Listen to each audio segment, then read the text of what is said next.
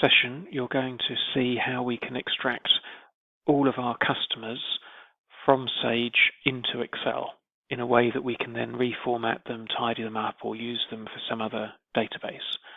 The same theory works with suppliers and also products. So what we'll do is we'll start off by going to the customer module. So I'll select customers. We can just check that there are no filters applied and no searches applied, so we can see all records here. And I'm now going to press Reports. I'm going to select the folder where the report resides. That's in Customer Details. And then I'm going to scroll down this list and select Customer Records CSV Extended. And I don't want to preview to screen or print the report.